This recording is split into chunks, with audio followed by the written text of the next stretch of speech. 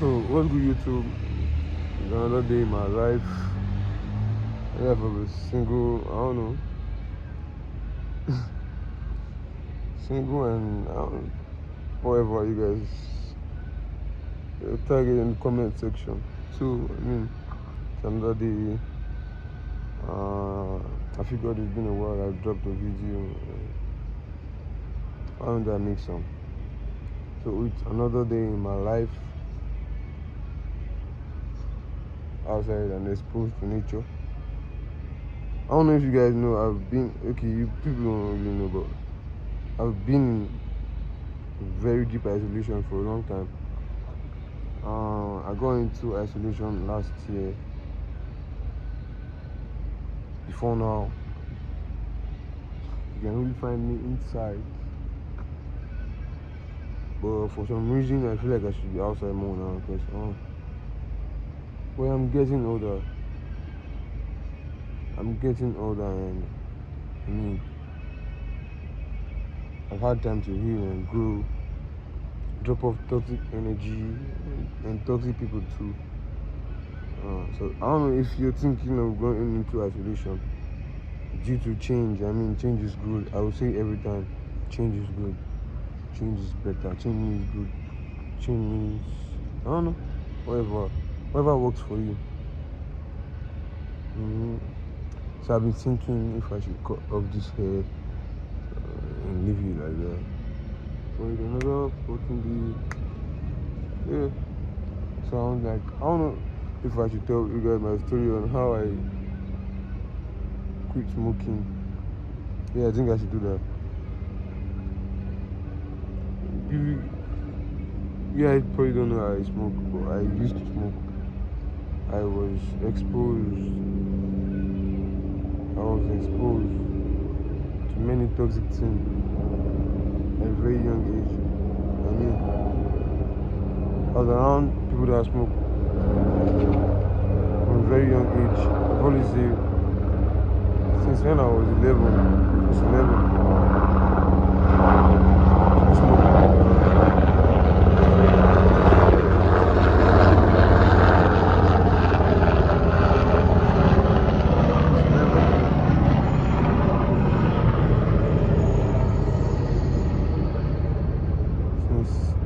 Well, I don't know what that means, but probably means great. And so since 11, I've been exposed to people that smoke weed. Where we lived, smoke weed around, they smoke around me, so I see them. But then I didn't even see them. I never saw it as something that I would do at some point. I always thought, like, what's wrong with these guys? Why are they harming themselves? Because we were taught and we were told that smokers are liable to die young. And it has been in my head. And I grew up in a home that I was never allowed to go and buy a cigarette for anybody. My mommy always told me, even if you find yourself in this area, wherever you find yourself, don't let people send you to get them cigarettes. So it was in my head. I never bought cigarette for nobody. And that helped me too, because I didn't smoke cigarette. If I ever tried smoking cigarette, I would be more addicted because of the nicotine. Yeah.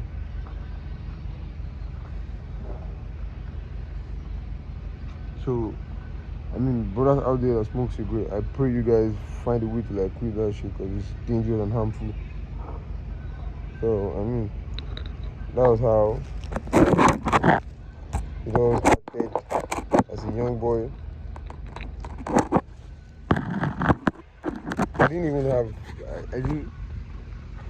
didn't have everything I wanted, but I was better. It was good. So at some point, my dad passed away 2020. My dad passed away. I found myself.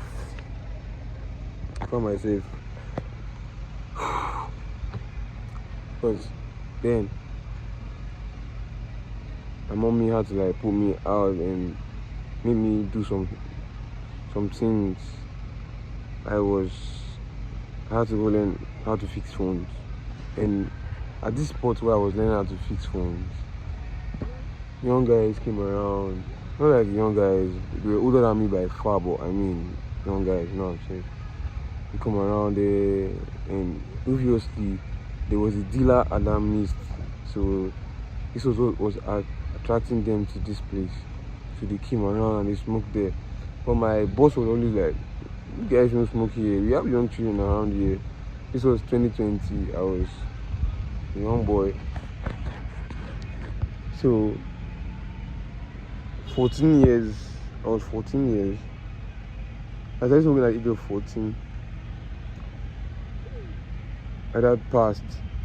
This was when my daddy was late, so I didn't have people to like tell me don't do this and don't do that, because I hid everything from everybody. I didn't say too much. I laugh, I talk to people, I relate with people, but I never like tell them what I wanted and what I was doing. Never. I never tell people what I wanted and what I was doing. I can make you feel like I'm telling you. I'm just telling you what you want to hear. I know you don't want anything good for me, so why would I tell you my business? So I started smoking. And the first day I started smoking, this was in my house.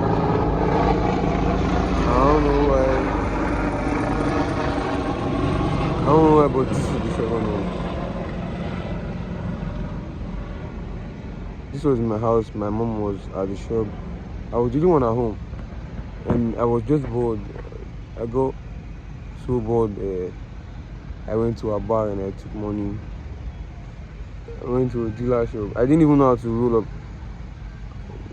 I gave this guy this cash, and there was this smoker that seen me in the area sometime, and he was like, "So you smoke?" I'm like, "No, I won't smoke."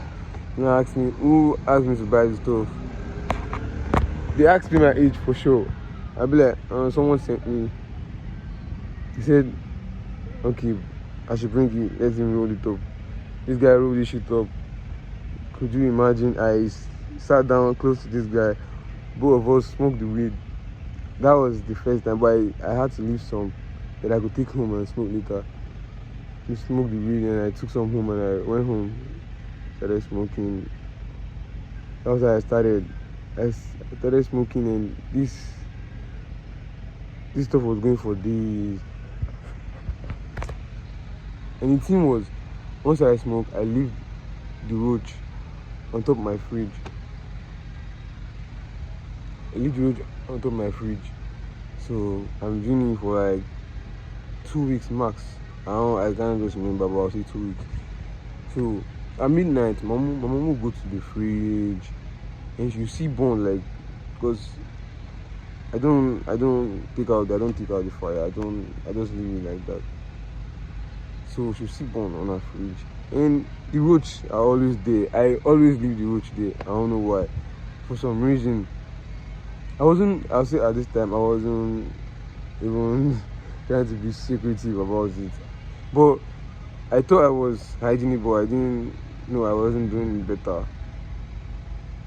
She saw this stuff, and one night she just someone called and she woke me on my chair. What's that on top of the fridge? Yeah, from sleep now, I thought it was something else. I went there with ease. Mind you, I was trying to hide this shit though. I went there. I saw her. I saw the look on her face. She wasn't smiling with me. She wasn't even happy. You know what she said? Remove that stuff. Remove it and put it inside the fridge. I went to the fridge. I saw the stuff. When I knew that it was roaches.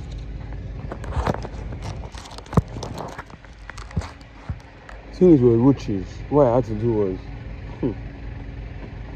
look at her and pretend that I was still sleepy. Close my 2 eyes. Lucky enough, she didn't really do anything to me.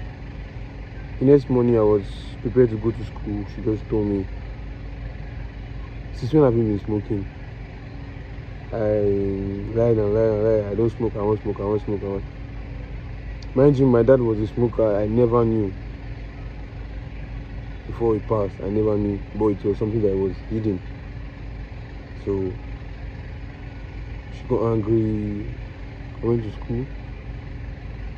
I smoked in school too. So at this point, I never thought I was addicted. I always felt like I'm not addicted to this shit, guys. This is just fun. It's just fun.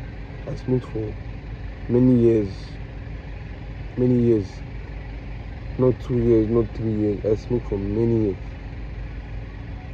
So after secondary school, after everything, started hanging out with friends. Everybody came around. Everybody were smokers. So, and our parents never knew that we smoked. So I was just around more people that smoke. So it got to a point after many years, real life, many years. I want to just fast forward. I moved out of the house. I was at last school with my friends, smoking, and this was like everyday stuff. Smoking. I smoke when I wake up in the morning. I smoke before I brush my teeth. I smoke in the afternoon around 12. I smoke, and in the evening I smoke around 4, 5. Then at night I smoke. Then I smoke at midnight, 11, 12. I smoke at midnight. So it was how addictive it got over the years.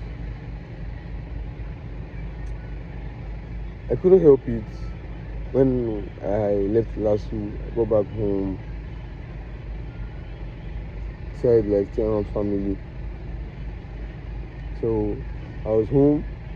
I left friends because due to driving around, I was exposed to too many harassments by police. Driving around every night. Me and my friends would drive out. Me and the bro shower. Go to a point. Lucky for us, we were home. We were around my estate. So my mom was very close. One night we were so high, we were geeked up in the car. We came around the estate, but we didn't go to my house. So we bought some weed around the area. We smoked with the dealer. When we went back to my guy's place to drop us on like some people. Then those guys, because we have to leave my area and go to GRA. Or to go to GRA sometimes to go and smoke in the night. Leave my area and chill out at midnight. So the guys we had to drop off didn't want to like stay at home again. They wanted to like follow us and go and smoke at GRA. Boy, these guys hopped in the car. In my house, we could have drove to GRA from my place and go back to their side to drop them off. But they didn't talk because our policy, we were geeked up. So, man, on our way back, we saw police at the front. We already saw them. And I see they saw us because we had to park because we had weed on us. And me, I was on road in my pocket. So my guy driving was like, bro, where the weed? Throw the weed away. We were like, yeah, throw the weed away. We'll buy some weed. But we don't know any dealer. Since when we'll be going to GRA, we don't know dealers around there. So we're like, we'll buy some more. If we pass this police, I'll go back to where we got. So everybody tried the weed. One person kept his weed. I don't know how he did it. Kept weed under his slippers. Man, we now with ease, we drove straight to the police. We drove, and once we got there, they packed us. And mind you, we drive past this side every day. exact police that are always there at this time were not the ones that we met there this night. I don't know if this was a sign. The exact police. And at this point, smoking was already too much. I was already drying up. No more fat in my body. My neck was too lean, and I was so lean. I looked like shit, and I didn't want to quit smoking. Smoking was everything to me. And my mommy already knew that this boy is so thick in smoking. So the police then stopped us. They came out of the car, searched us. But we were already high, so they could perceive the weed. They knew that there was weed with us, but we didn't even know that there was still weed in the car. Came out of the car, everybody. So they searched, called for more backup, and finally got this guy. They asked us to remove our slippers so they could like check. And this guy, we already feel like, oh, we're free, we'll pass. They were already relating with us. I wanna do anything for your boy. Once they found out everything changed. The old friendly police became our enemy. It felt like our highness got into them. They were looking so high, very aggressive. They were like, so you wanted to fool us? Slap me, man. Because I was very outspoken. Like, what is it go on? I didn't know that they already found the video. The guy that was in the video, they bundled him, launched him inside their truck. We were still outside. Man, packed outside. Trying to get back into the car, man. We saw that they already bundled one of our guys. Like, the fuck, what's wrong with all these guys like this? He told us to submit our phones. But we were like, no, we were resisting. No, like, no, I'm not giving my phone. No. I was like, let me even call my daddy. My daddy was late at this time. I called my daddy. They were like, today you show us your daddy. These guys took our phones. So they dipped their hand in my pocket, and then I was deep. So active that I was like, remove your hand. I was trying to like hit the man sound of my phone. I don't know where I got that curry from. Slap me, man. Pow, pow. Back my neck. I was like, at this point, people came around. They're like, no follow them, no drag. And this was when they said no follow them, drag. This was when everything is sweet. One thing about police, once you just calm down and that you bring them the upper hand. Real life. They bundled me, took me outside, and everybody, because the rest of them, I don't know if they were too high to talk. They were so gentle. But like, I'm not giving you my phone. I took everybody's phone. They were asking for the car key. And one of the officers got into the car. They were like, where's the key? And he tried to start the car because the car, once the keys are around, it sense and it starts. But the key was not, lucky for us, our driver, the guy took the key out of the car and he stood far away from the car. So, no, like the key could not, like the car could not sense the key. Everybody highness left them at this point. I was so active. I was not looking like, what's wrong? Like, and me, I cannot come mommy and tell mommy that they arrested me for smoking. After everything, one of the officers pulled my shirt like this, punched me. He held my shirt and he punched me. Pa, pa, pa. The man was so high, I could perceive the drink. He hit me. Pa, pa, pa. This man was manhandling me. I was looking like, God, what's wrong with all these guys? If this was a regular stop, like if this was not a police, man, I've done many crazy shit though. These guys, I don't know how everything is synced up. Because we were around the area, we knew some people around there. Like I said, we knew the police that were there, we knew them, and we knew some people around there too. We buy drinks, bottles from there. So we came around like, this guy, what's they do now? They already knew that this was about weed because we smoked a lot. talk to the police. One of the I don't know one of the guys that control that area came around, and this guy took the police officers and talked to them. After everything, he said it was about settlement. Boy, they asked for this car key. My guy crossed. He crossed and left the key with someone else. He left the key with one of our guy again, because we were like 4.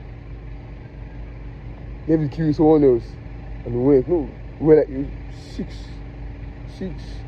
We were supposed to drop 2 guys off, but they didn't want to like go home, stay home. So they stayed in the car. This was the people that caused the shit. And the weed that got us into trouble, this was something that we don't smoke. We don't smoke this weed. We don't smoke this weed. We do not smoke this weed. We do not smoke this weed. We do not. It was these guys that were with us that smoked this weed. We were like, we already geeked up. We already threw out the ones that we smoked. I have to see because remembering this story is crazy. These guys finally agreed on something with the area commander. The guy was like, who's the DPO here? Who's the came out and they asked us, because they were ready to have fun. We had no choice.